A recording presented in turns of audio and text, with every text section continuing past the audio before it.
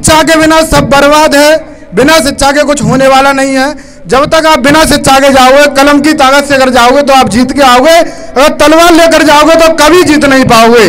ये बात आप अपने दिल में और दिमाग में याद रख लेना, बिना कलम की ताकत के आप कभी जीतने वाले नहीं हो।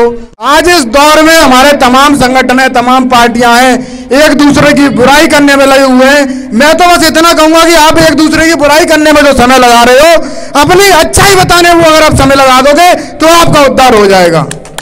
दूसरे की बुराई करने से अच्छा है कि अपने विचारों को, अपने महापुरुषों के विचारों को जन जन तक पहुंचाएं, तो समाज में कुछ जागरूकता आएगी, समाज को कुछ अच्छा संदेश मिलेगा। अपने बाबा साहब, अपने महापुरुषों के विचार की बात करनी है, ना कि किसी दूसरे की बुराई करनी है।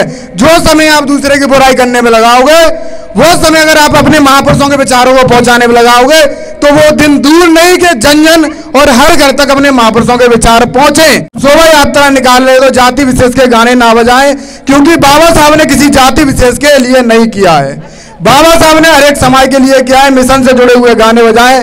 जाटव चमार की प्लेट लेने से कुछ होने वाला नहीं है, ये बात याद रखना। जाटव चमार की प्लेट लेने से कुछ होने वाला नहीं है, और बिना जाटव चमार के अगर आप चलोगे तो आपका कुशवा भाई, आपका कोरी समाई, हर एक भाई आपसे जुड़ेगा। तमाम अतिथियों का आभार करना चाहूँगा जो अपना कीमती समय निकालकर इस गांव में आए, और ये गांव की जागरूकता काफ़ी ज़्यादा अच्छी है। हमें ये नहीं देखना है कि भीड़ कितना है क्या नहीं, और अपने विचारों को रखना है। बाबा साहब अम्बेडकर जी की 132वीं जयंती देश दुनिया में मनाई गई। एक दिन ही नहीं बाबा साहब को याद करना है। 14 अप्रैल को बाबा साहब को हम ही सभी ने याद किया, पर बाबा साहब को हमें हर दिन याद करना है, उनके विचारों को याद करना है। जयंती पर गाने धूम मचाने से कुछ नहीं होने वाला, कुछ नहीं होने वाला। जयंती गाने धूम मचाने से हमें बाबा साहब को पढ़ना होगा, समझना होगा।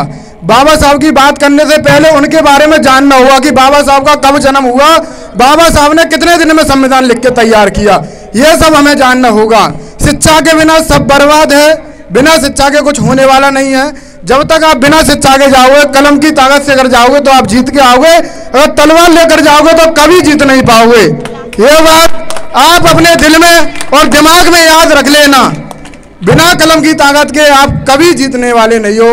और बाबा साहब के विचारों को जन जन तक पहुंचाने की बहुत ज़्यादा अति आवश्यक जरूरत है। आज इस दौर में हमारे तमाम संगठन है, तमाम पार्टियां हैं, एक दूसरे की बुराई करने में लगे हुए हैं। मैं तो बस इतना कहूंगा कि आप एक दूसरे की बुराई करने में जो समय लगा रहे हो, अपनी अच्छाई बताने में अगर आप समय लगा दोगे तो आपका उद्धार हो जाएगा। दूसरे की बुराई करने से अच्छा है कि अपने विचारों को, अपने महापुरुषों के विचारों को जन जन तक पहुंचाएं, तो समाज में कुछ जागरूकता आएगी, समाज को कुछ अच्छा संदेश मिलेगा। आजकल मैं सोशल मीडिया पर देख पा रहा हूं, भगवानों को लेकर तमाम टिप्पणियां करते हैं, भगवानों को लेकर, मनुवादियों को लेकर तमाम तरह की टिप्पणियां करते हैं हमारे समाज के लोग। अगर ऐसी टिप्पणियां करते हैं तो उनके खिलाफ कार्रवाई होती है, और आगे वो कभी समाज के जागरूक करने के काबिल नहीं रहते, क्योंकि उनके तमाम एक्ट लग जाते हैं और उनके सोशल मीडिया पर भी बैन लग जाता है। हमें दूसरे की बुराई, दूसरे के भगवान, जिसकी आस्था जिसमें रहने दो। हमें बाबा साहब के विचार की बात करनी है, हमें अपने बाबा साहब, अपने महापुरुषों के विचार की बात करनी है, ना कि किसी दूसरे की बुराई करनी है। जो समय आप दूसरे की बुराई करने में लगाओगे, वो समय अगर आप अपने महापुरुषों के विचारों को पहुंचाने में लगाओगे, तो वो दिन दूर नहीं कि जन जन और हर घर तक अपने महापुरुषों के विचार पहुंचे। यह दिन दूर नहीं। आप बाबा साहब के बारे में बताओगे, जो आपसे नफरत करते हैं वो भी आपको अच्छा समझेंगे कि बाबा साहब ने बहुत कुछ अच्छा किया। अगर दूसरों की बुराई करेंगे तो आपसे वो दूरियां मना लेंगे। आप शोभा यात्रा निकाल रहे तो जाति विशेष के गाने ना बजाएं, क्योंकि बाबा साहब ने किसी जाति विशेष के लिए नहीं किया है। बाबा साहब ने हर एक समाज के लिए किया है। मिशन से जुड़े हुए गाने बजाएं।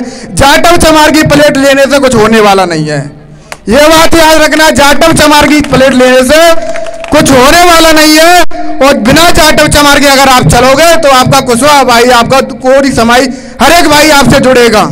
मैंने कई शोभा यात्रा में देखा है कि हम आए थे, हम भी बाबा साहब को मानते हैं, पर वहाँ पे एक ही जाति विशेष के अपनी जाटव चल रहे हो, तो इससे आपसे कभी लोग जुड़े नहीं है। हमें एक सभ्य तरीके से शोभा यात्रा निकालनी है, सभ्य तरीके से कार्यक्रम करना है, क्योंकि हम अनुशासन वाले लोग हैं, और सभ्य तरीके से आप करोगे तो आपसे लोग जुड़ेंगे। हमारा काम है जोड़ना, ना कि तोड़ना। हमें ये नहीं देखना है कि कौन क्या कर रहा है, हमें क्या करना है ये हमें देखना है। तो हमें उसकी कॉपी करनी नहीं है, हमें बाबा साहब के विचारों को मानना है। और अति महत्वपूर्ण ये है कि कभी ये ना देखें कार्यक्रम में कितने लोग आए, कितने लोग आए नहीं, भले ही एक लोग हो, 1000 बकरियों से अच्छा है एक लोग समझदार। अगर उस एक समझदार को समझा दोगे तो वो 1000 को समझा देगा। अगर आप 1000 बकरियों को समझाओगे, अगर ना समझा को समझाओगे तो वो 2000 को बिगाड़ देंगे। यही मैं आपसे कहना हूँ।